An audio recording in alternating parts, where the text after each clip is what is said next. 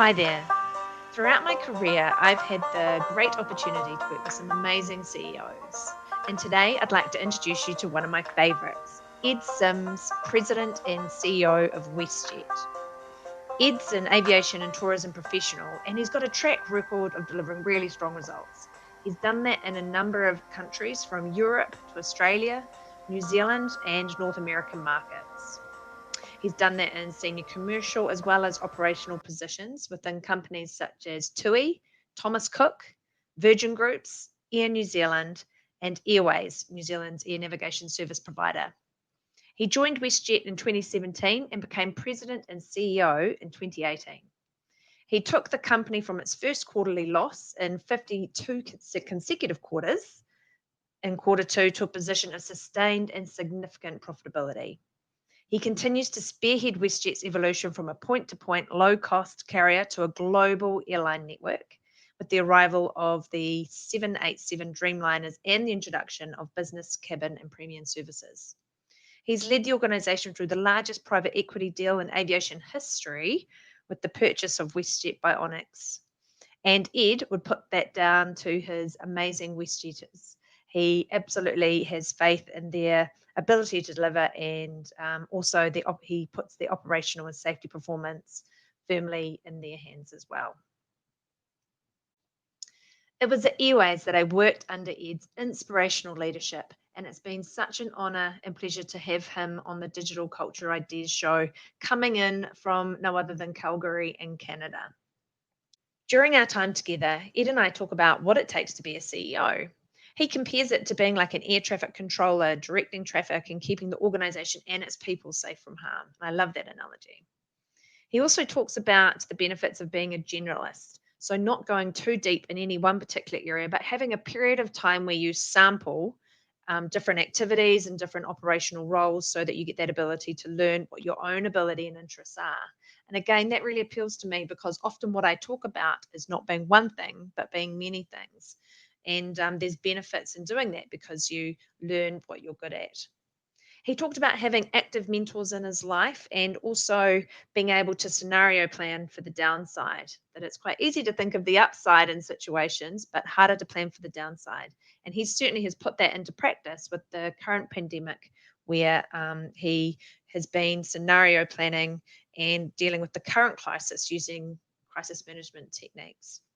He also talked about the firm importance of ongoing communication during these times of change and during crises, not just one way though, two way. So you've got to be able to create that conversation with your people, but also your customers and then obviously the public as well.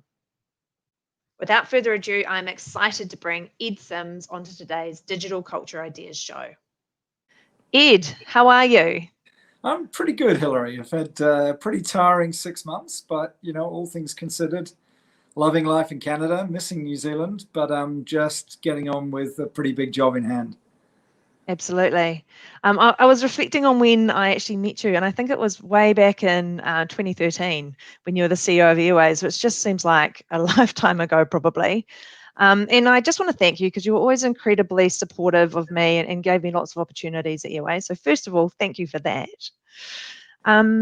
And I remember this one conversation we had, and you were saying to me, well, why not the CEO job? Why not think about that? And I was like, what? Are you kidding? No, that's crazy. And then you said, well, it's the top job, but it's not a job that you do on your own. And there's something about that really struck with me, that actually everyone in that kind of top team has a different role that they need to play. And reflecting on your experiences then, what is the role of the CEO in your own words? And do you have any advice for people aspiring to be CEOs? There's a lot to unpack in that question. Firstly, thinking back on you and I working together back at Airways, anything that you earned, anything that you were qualified for, you did by yourself. And I think that's the really important aspect, I think, for you to reflect on that. People can influence you and people can help you and they can give you guidance along the way, but it's down to an inner core of resilience and determination that drives that outcome. I'm reading a book at the moment. I'm not a great business book reader, but I'm reading a book at the moment called The Generalist by a guy called David Epstein. And it's one of those books that doesn't turn the light bulb on, but it reminds you what the light bulb was shining on in the first place. And I'm a great believer in generalists. I'm a great believer that your effectively your breadth needs to be greater than your technical depth when you're building a career. And I think, I've had the great good fortune in my career that people back me to move from an operational world where I started into a commercial world, and then from a commercial world back into an operational world. And I've been able to move relatively easily between the two just by being very curious and asking a lot of questions. And I think, it's a combination of the judgment of assessing when you have enough level of confidence in a role to say, that's enough. That could be 2 years, 3 years, 4 years, but it's enough to give me a confidence to say, I know how a financial person thinks. I know how a human resources professional thinks. I know how a operational person thinks. And now, provided that the person who works above me has sufficient confidence, they're going to move me on, or I'm going to recommend that I should be moved on.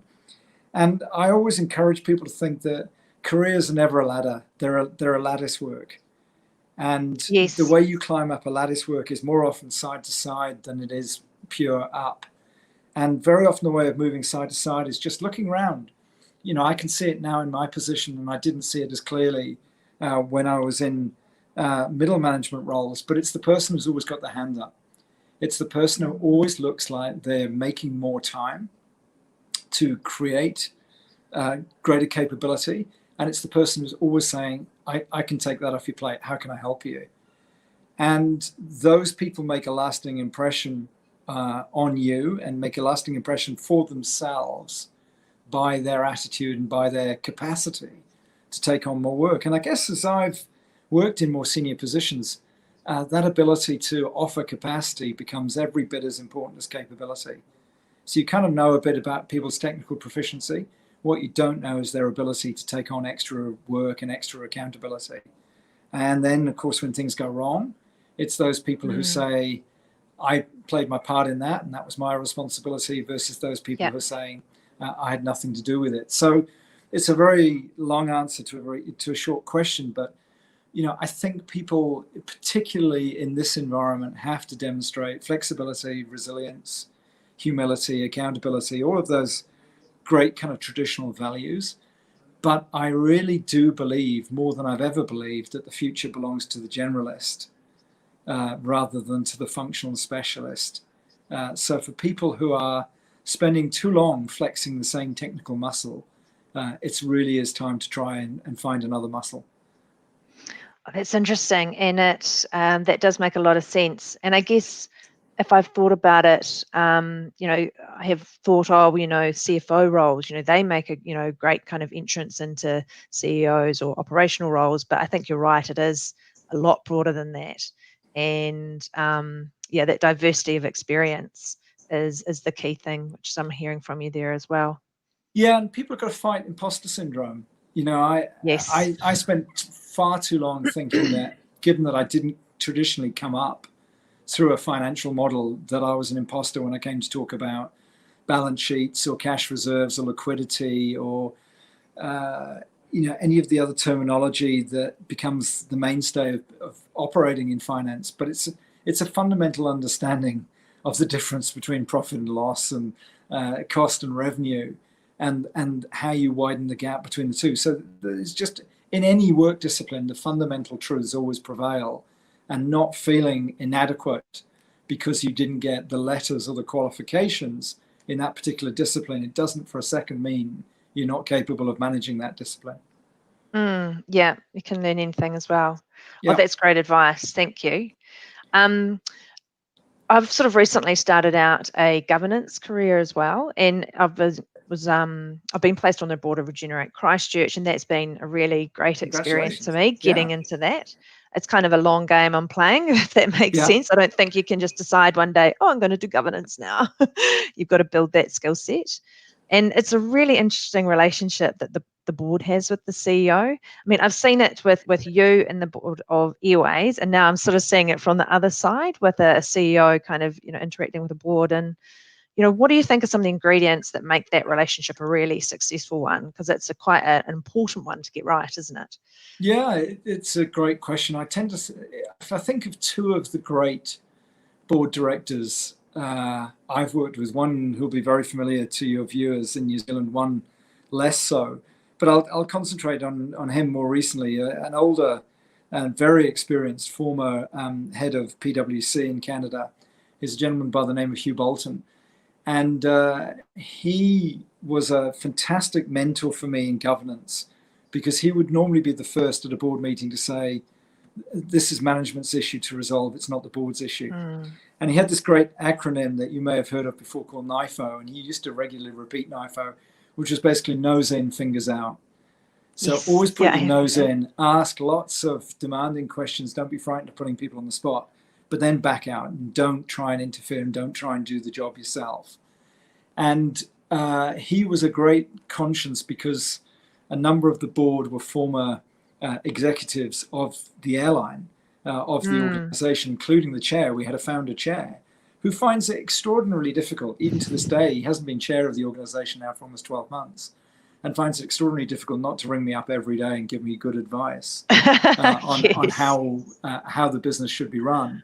But to have someone like Hugh was invaluable. So I often think about NIFO, and I often think about balancing that governance of providing lateral experience from other environments without necessarily saying this is going to work in your environment, particularly in an industry you don't know.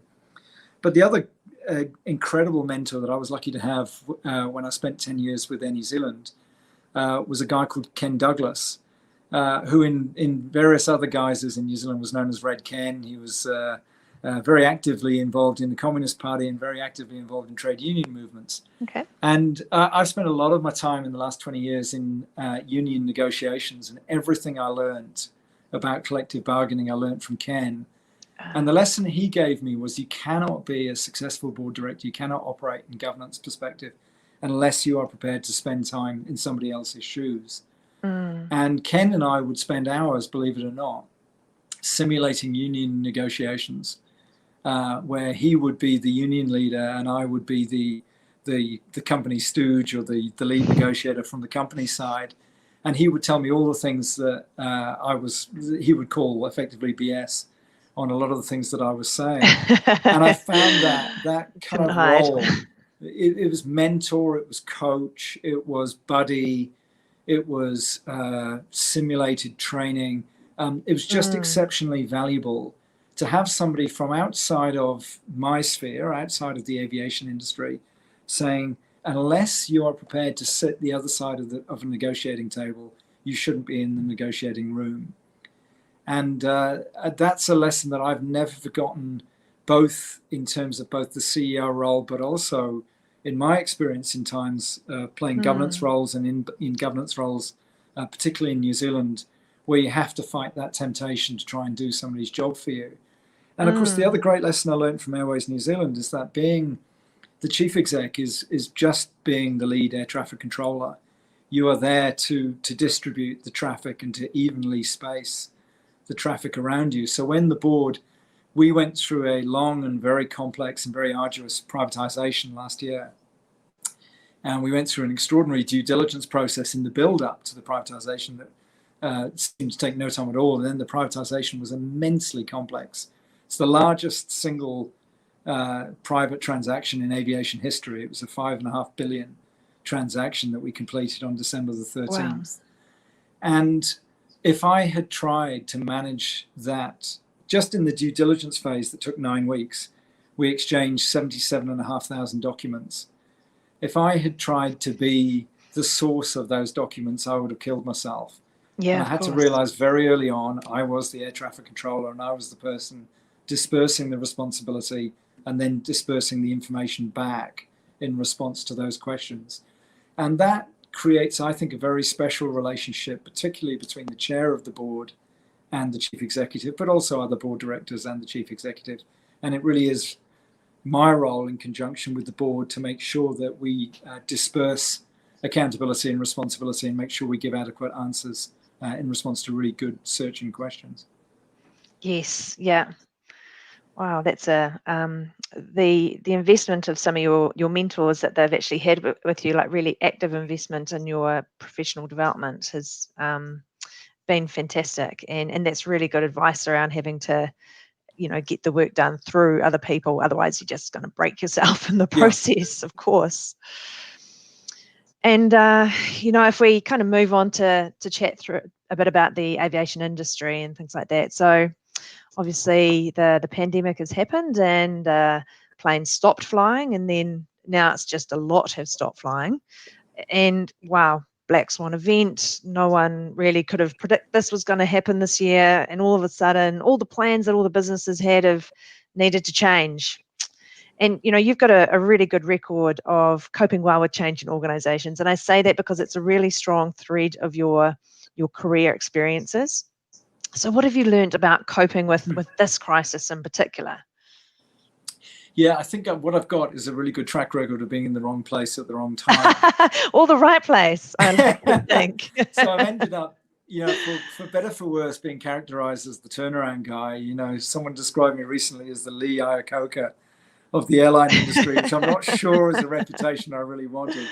I've worked through the Gulf War, 9/11, SARS, MERS, swine flu, wow, GFC. There's latterly been an economic downturn here in Alberta.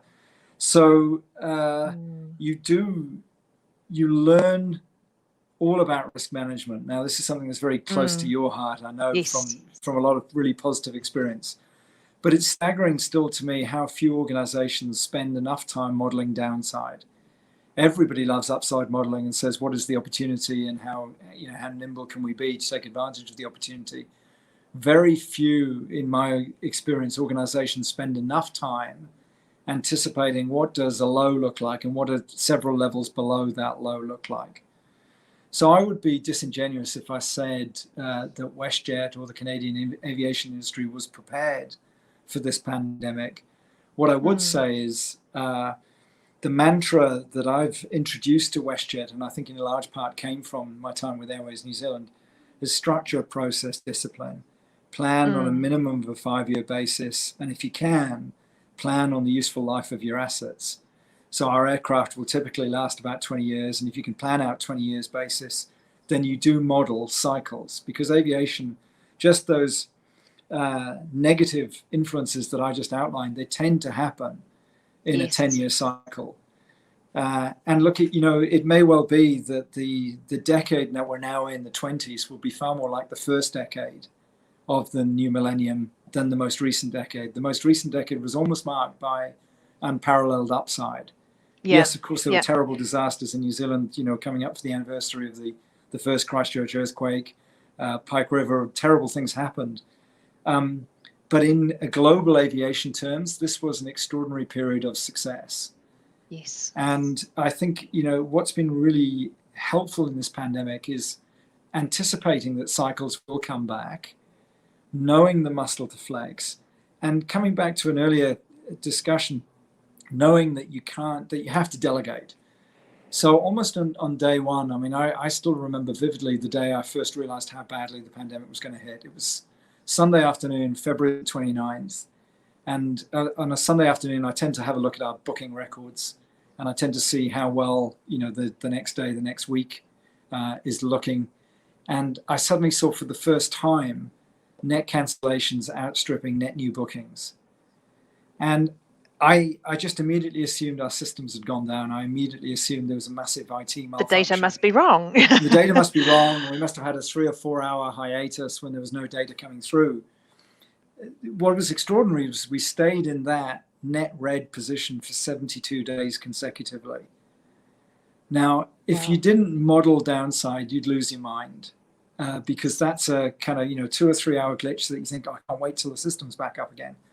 When that continues day in, day out, night, day, weekend, weekday, over a sustained period of time, it can become very, very overwhelming. So I immediately assigned all delegated responsibility to what I called an incident command center, an ICC, that had representatives of about 20 to 24 different parts of the business. And they would meet in a sit rep situation twice a day when we first started, 9 o'clock in the morning, 4 o'clock in the afternoon. and they would make all the decisions about running the business. So we made a whole series of rapid fire decisions. We grounded 150 aircraft in the space of 24 hours. We pulled out of the USA. We flew to 28 ports in the US. We cancelled all of our US flying 3 days before the Canadian government and the US government closed their mutual border. Within the space of a week, we had stood down 10,500 employees. So because we were making decisions through an incident command center, of which I was a participant, but I was only a participant. I was by no means the final voice. Gosh. We were making incredible real-time decisions around people's lives, their livelihoods, their travel patterns, policy decisions, liaising with federal government, liaising with provincial government. And we were able to move at incredible pace because we had that support structure behind us. And since then, now we're on Incident Command Center number 84. And since that time, I also structured at the time, a weekly webinar, which was essentially an address to all WestJetters, so that they could hear me, update them on the state of the play, yes, and that they could then ask open questions and answers. And we've kept that going, and we've kept the ICC going. And you know, the next set of challenges, at what stage do you then say that discipline was right for the early stage of the pandemic, and yes, now we need a different set of disciplines? We divided the pandemic up into 3 phases. The first phase was all about heading at full pelt down a steep valley side. And we called that our liquidity or a cash reserve phase, where we only had one focus, which was maintaining our cash reserves and minimizing cash burn. The second phase we talked about as our stabilization, or kind of semi-hibernation, where you get to a stable schedule, you maintain that cash discipline, and you just hold steady, and you have to go through reorganizational, you have to go through the culture change. We're in that phase now. And what we are obviously trying to do now is make sure that we've got enough muscle memory for the recovery, and making sure that when you see those early signs of recovery, you can move fast enough, you can redeploy, you can recall, you can bring people back in, but you don't do those decisions so fast that you undo the good decisions you made in the first phase. Yes. So, I think having an incident command center, having a really strong team of executives, having a great relationship with the board to constantly pressure check where you are, and make sure that you always have somebody challenging and questioning your decisions according to which phase you think you're in, and being able to explain where you are at any one of those phases through that delegated responsibility, through completely transparent communication like the webinars. But it also comes back to the people you choose to surround yourself with. And I've always had a phrase of the sort of people that I appoint for times like this, which is battle scarred but still smiling. So the sort of people who have weathered 9/11 or everything that's happened since, but have the ability still to retain a sense of humor and retain a sense of perspective on a crisis. And here we are, we're 6 months on. I don't think any of us thought when we went into it that it could have done the damage that it's done, that it could have been as long lasting, it could have been as widespread. And none of us know whether it's another 6 months, 12, 18 months. What we do know is that the full impact of the pandemic and the recession that will follow will almost certainly be with us for another 2 to 3 years. And, if we're not still smiling and we're not showing our scars, then we will find it overwhelming. Yeah, absolutely. And I think you're right. Like it's very uncertain times. It's so hard to predict what's happening, but it does sound like you're actually painting out a picture for people as well in terms of those phases, which is really useful, I think, to know. And if I was a staff member, and so I want to touch on that as well. You mentioned the webinars you're doing for staff, but I also noticed like you quite bravely also went out on social media with messages for staff as well, plus the public. And you weren't delivering great messages. It was about what the organization was going through, and that jobs were going to have to go, and voluntary redundancies and all of that, which so many organizations have done. except you chose to do it online and very publicly. And if you look at the comments on the different posts that you made, there's a surprising amount of really positive comments from your WestJetters, saying how much they love the organisation and they've really enjoyed it and we'll get through this. And I guess that's, because how you put those messages out, it did have that real vein of optimism and, support for people as well. I mean, yes, there were, the inevitable kind of negative messages as well, but I think pretty overwhelmingly positive, the response you've had from your people. So can you tell me, how did you go about making that potentially risky, quite maybe even vulnerable decision to communicate in that way? Yeah, it's not without risk. I mean, I think we all have a social media channel that's our thing. I'm not a huge fan of Twitter, but I like LinkedIn, and I like the sense of dialogue, whether it's through private messaging, public messages of support.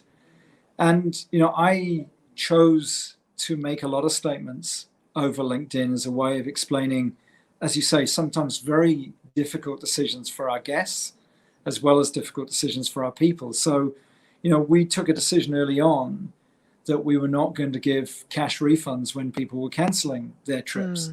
It's hugely controversial because everybody's going through financial hardship. And we weren't in a position to give cash back. We reached a compromise where we'd offer credits over 24 months, but it was a compromise and it wasn't a situation that suited a lot of people. We took a decision relatively early on that we were going to protect middle seats when we had relatively low load factors in a lot of aircrafts. And then we changed that decision. We said we now have mandatory masks on all flights. We have mandatory health checks before everybody boards. We've spent millions on personal protective gear to make sure that guests and our own staff are safe. So I think, you have to be very authentic in your communication. I try to write in the way that I speak. So I try to be very direct. I have no time for management speak or corporate speak. I don't believe in using sentences that other people don't understand. I don't see much value in that. So I've always tried to relate to both guests and WestJet as if I'm serving them on a flight. So on every flight that I have operated since my time with WestJet, I've operated as a flight attendant. I've been in the galley. I put on an apron. I serve food, and I love it because it gets you into really good conversations with cabin crew, and it gets you into great conversations with your guests. Yes. So when I came to post on LinkedIn, they were quite personal outpourings. And one of the extraordinary things about this organization, we had 14,000 staff.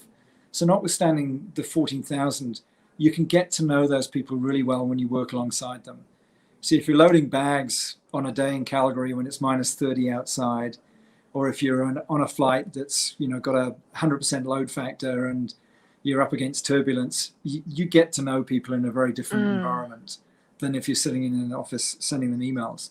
So you get to know people at a personal level, and the very least you can do with them is communicate to them and with them on a very personal level.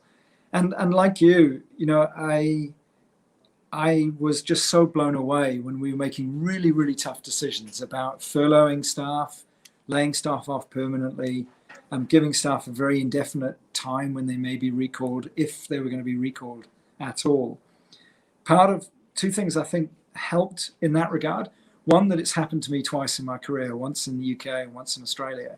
I've been laid off as a result of company collapse. And in both instances, the company's collapsed completely, 100%, not a single job left.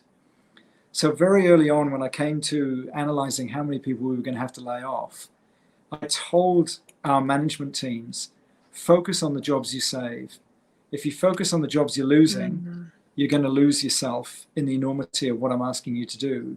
But if you think everything I'm doing is to save Hilary's job, or to save Ed's job, or to save Christia's job, whoever's job it is, that is a really positive motivator. So every time that I've been posting, I've been thinking about the jobs that we save, as well as the jobs we lose. And then when you think about the jobs you lose, how quickly can I make decisions that bring that person back into the company? Yes. Can't give them guarantees. It could be 10 years. But, how can we set a platform that keeps WestJet critical purpose alive for when people are ready to come back to work? We are the second largest airline in the second largest country in the world. There is no question that Canada needs WestJet and needs vibrant competition to survive and to keep its economic growth engine, to keep GDP alive and well. And I keep reminding our people that we serve an extraordinarily important purpose through repatriation flights, through shifting essential workers around the country. Aviation is a noble purpose. And sooner or later, demand and will come back with reassurance about contact tracing, about testing, and ultimately about vaccines. And when that demand comes back and when confidence comes back in, that will be the time that I will again use LinkedIn or other forms of social media to reach out to those people saying, your time is coming, I'm calling you, you need to come back in. I saw you post recently, you were mentioning the testing and things like that. So I saw a post where, WestJet is with other aviation organisations trying to lead that biosafety standards piece. Yeah. I think you call it like a flight plan for navigating COVID-19. So there's some real kind of thought leadership coming out of the organisation there, or coordination, because the aviation sector is global, isn't it? So you can't do it in your own bubble. You've got to operate within that whole system. So yeah, some good thought leadership coming out of the airline there as well. Yeah, sometimes you've got to hold your breath and work with your competitor, and that doesn't sit naturally with me. I'm an incredibly competitive person, as you know. So kind of reaching out and saying, we've got to do this collaboratively, sometimes goes against the grain, but, it's for a greater good, and the greater good is getting 90 million Canadians flying again. Absolutely. And then speaking of getting flying again, I've got lots of friends in aviation who've been affected by this as well, both through working at Airways, but then also I was in the Royal New Zealand Air Force, and I've got family members who are airline pilots and things like that. And it's been a pretty tough time for them. And so this question is more about, like, how do you see things recovering? Like, what's your predictions for the aviation industry over the next, I don't know, what the right time period is, 3, 5, 10 years? What is there anything you see in terms of how it might recover? Yeah, again, my forecast is only useful for one purpose, which is it'll be proven wrong. Yes. But if I take kind of a short and medium term perspective on it, in the short term, I think there will be, it's a great time to be a traveller, to be honest. There's going to be a lot of stimulation through low fares. So I think it will come back in at the lower fare end of the market. I think it will also start at the leisure end, and, a mixture of low point-to-point airfares combined with, people who finally say, I've had enough of level 2, 3, 4, I've had enough of lockdown, I've just got to go somewhere and feel some sand between my toes. And there's a lot of people thinking along those lines. I think that the last stages that will come back, frankly, will be ultra long haul and will be corporate. And I think, corporates like ourselves, like Cordia, like Airways, like WestJet, are getting so used to the facility of Microsoft Teams and Zoom that I think the whole concept of internal meetings and internal get-togethers could be lost forever. I think there will always be external supplier and partnership meetings that can only be conducted face-to-face.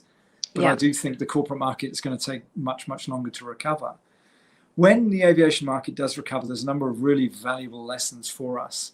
And one of which is just getting rid of intermediary touch points. We still have far too much paper in the industry, and we still have far too much what I would call second and third generation technology.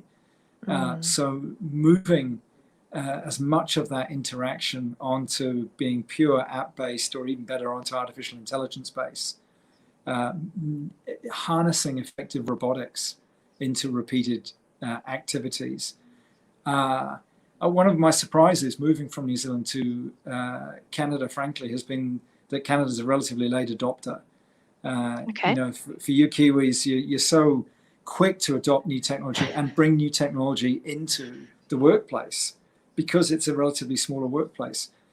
Canada is much more tightly regulated. There are all kinds of privacy and security laws that get in the way of harnessing artificial intelligence, and there's an innate caution. And I'm now coming up for my 4th winter in Canada. I can understand some of that caution because when you travel through the middle of a Canadian winter, you actually know the meaning of -30, and you know the meaning of disruption. And we get a lot of snow, and you get a lot of ice, you get a lot of real extreme conditions here. So people tend to get to airports early, they check in early, and then they stay by the gate because they're frightened of getting bumped and they're frightened of getting offloaded. And, I hadn't seen a paper boarding pass in about 6 years till I came to Canada. And then I got to Canada and everyone was using a paper boarding pass. But I'm kind of getting distracted. I think what we will see, and I think you'll see it in areas like in-flight, where I think everything will be governed by Bluetooth or by tiles. So nobody will be touching a screen.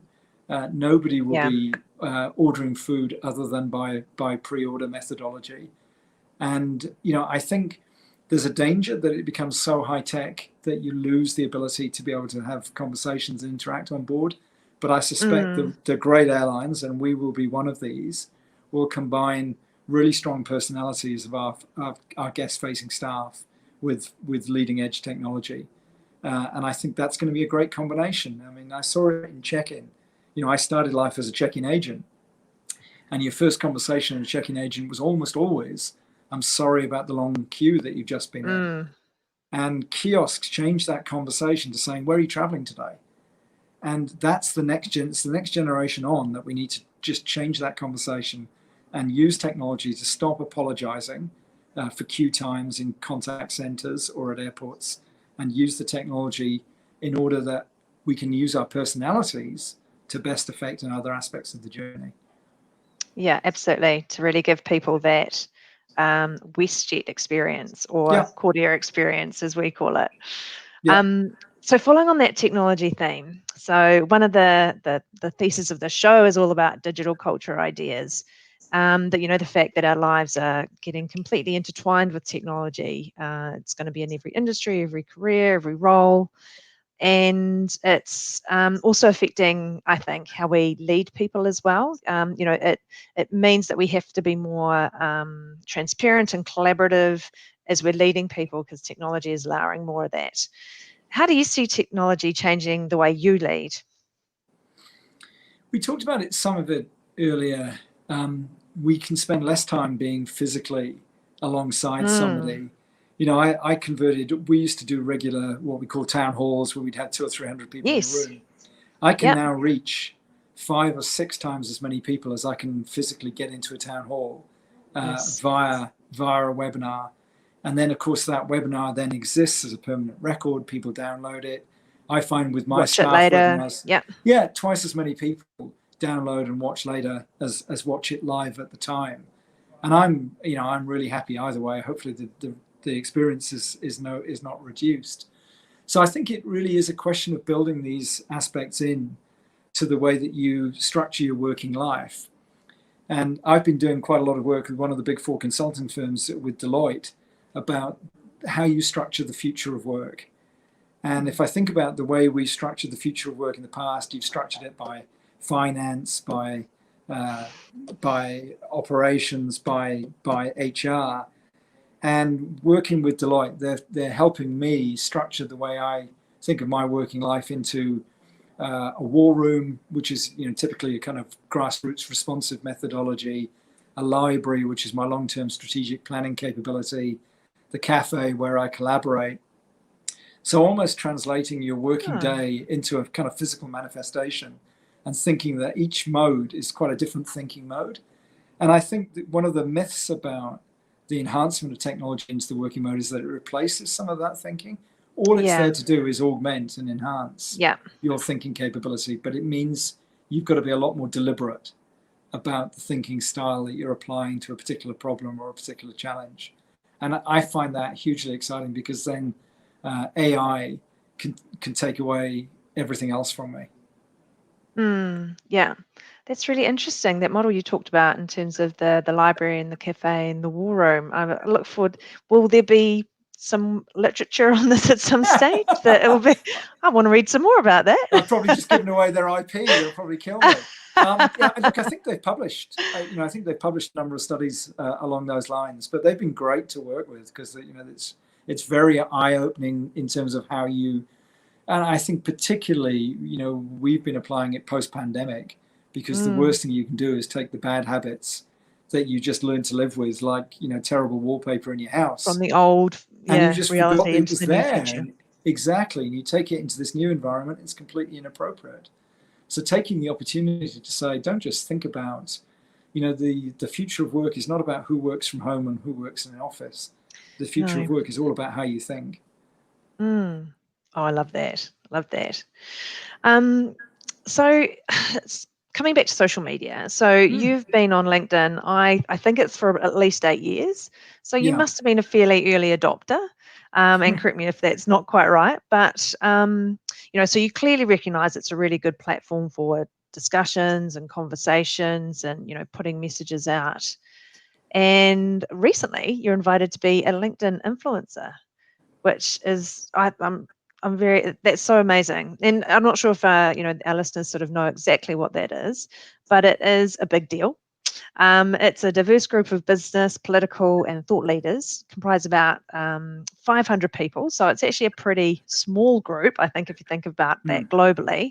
And, we have Jacinda Ardern on there, but also people like Melinda Gates and Justin Trudeau, kind of just to name a few. And, so the point of it is that you're there to kind of share your perspectives on business, leadership, technology, culture, among whatever other relevant topics are. So, wow, what did you think when you got that invite? And what does that mean to you? Like, yeah, my first thought was my kids are going to find me even more ridiculous than they used to find me. Because, the idea of your father being on social media is just instant death. But thank God they realized it wasn't, Instagram or TikTok. So that made them feel slightly better. Yes. Yeah. I think there's a couple of elements that probably helped along the way. One is, and it sounds so self-explanatory, you've got to have something interesting to say. And I've seen a lot of my contemporaries have their content curated. So they'll have it written by their communications department, they'll have it written by somebody else. And you always know. I mean, the sniff test never lets you down. When somebody's consciously selling their product or selling something, generally people switch off and they stop reading. It is incredibly important, and I think never more important now, for CEOs, for board directors, for leaders of organizations to have opinions and not to be frightened of sharing opinions. And so, in many of my LinkedIn posts, and particularly in a lot of my internal communication, I've talked about issues that are well outside aviation, nothing to do with the operation of a successful operation of an aircraft, but all to do with trust, all to do with respect. They could be about Black Lives Matter. They could be about the Me Too movement. They could be about pride and our association with LGBTQ. They could be about Indigenous issues. And, in my short time in Canada, I've tried to replicate a lot of the great work that Air New Zealand and Airways and others have done with the Māori population to ensure that First Nations, with a very, very different history, have a similar bridge to education and employment within WestJet. But whatever the issue, and it doesn't really matter, and I try not to display any particular political or partisan stance, it's just important to have an opinion. And people expect leaders to have an opinion. People are obviously frustrated in some regards with the way that politicians have manned the pandemic in any country that you're in. So they look to business leaders to say, what are you pointing towards? What are you advocating that might give me a different train of thought? And you were so right in your early observation that you have to make yourself vulnerable, because so much of social media is an echo chamber. It's not a learning environment, and people only go on. If you look at something like Reddit, they only go on to Reddit to hear what they already believed, and they'd already been groomed to be having that content curated to them.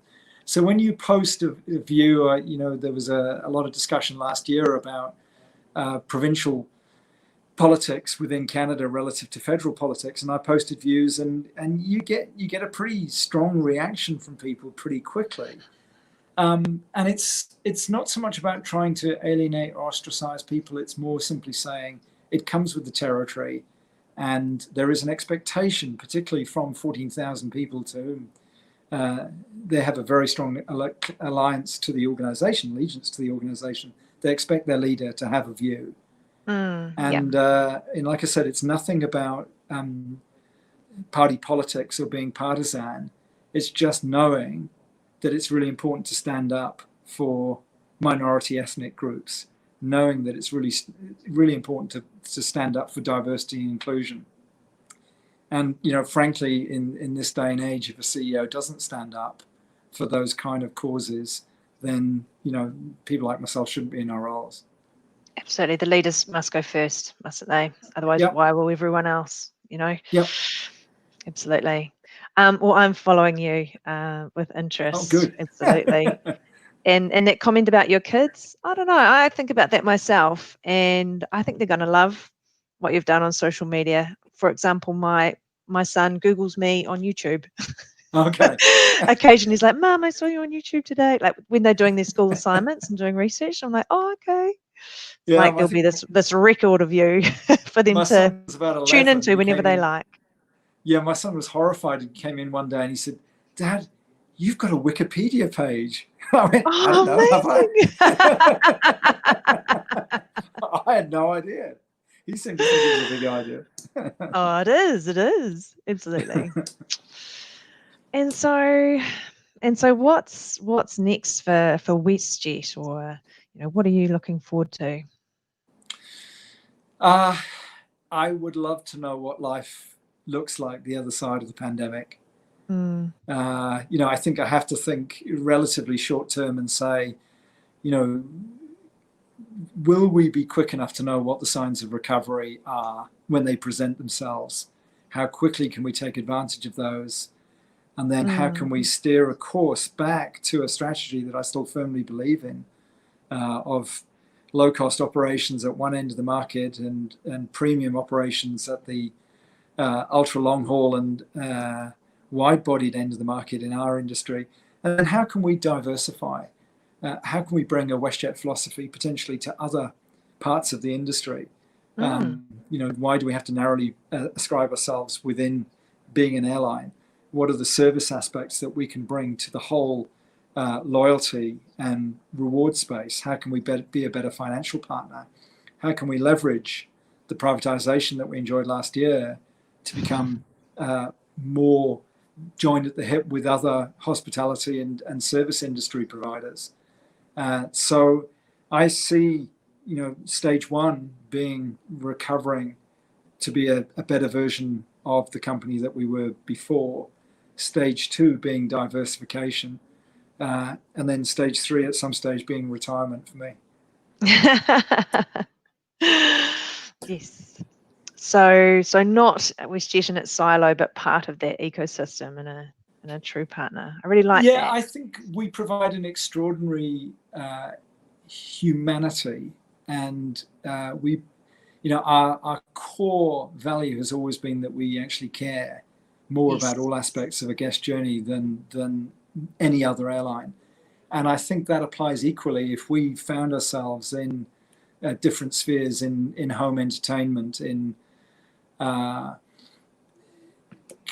whole events and convention business, in the open air music industry. There is no reason why we could not diversify and share a lot of our core principles outside the aviation sector.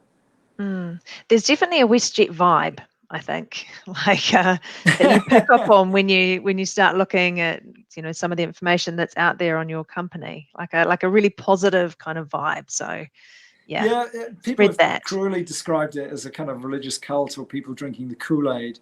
It's much deeper seated than anything cosmetic like that. It's a firm belief that this is our company. until we privatized, 86% of WestJetters were shareholders in the company. And Right. even now we're privatized, they still take such a passionate interest in our financial performance. And that is something that you don't find very often. I was fortunate enough to find it at Air New Zealand. I was fortunate enough, again, to find that within Airways New Zealand. And, I consider myself very fortunate to be part of building that kind of culture. Mm. And so how can some of our listeners find out more about you? Where's the best place to look? Yeah, probably following me on LinkedIn, actually. Yes. It's not difficult to find me on LinkedIn, and that's probably where I am. When I'm outside of the work environment, that's where I spend most of my time, and that's probably got some of the most accurate summaries of, some of the high and the low spots of my career over the last, certainly over the last 20 years. So if people are interested, by all means, I'd love to hear from you on LinkedIn, and we'll start a conversation. Ed, thank you so much for coming on the show. It's been such a great pleasure. I was so excited in the lead up to this, and you've just been absolutely fantastic and so many good thoughts and tips, and you've shared a lot. So I really appreciate that. Absolute pleasure, Hilary. Great to see you. Great to see how well Cordia is suiting you as a working and living environment. And congratulations on everything you've done so far. And well done on setting this program up. It's a great innovation. Okay, take care. See you soon. Thank you. Bye-bye.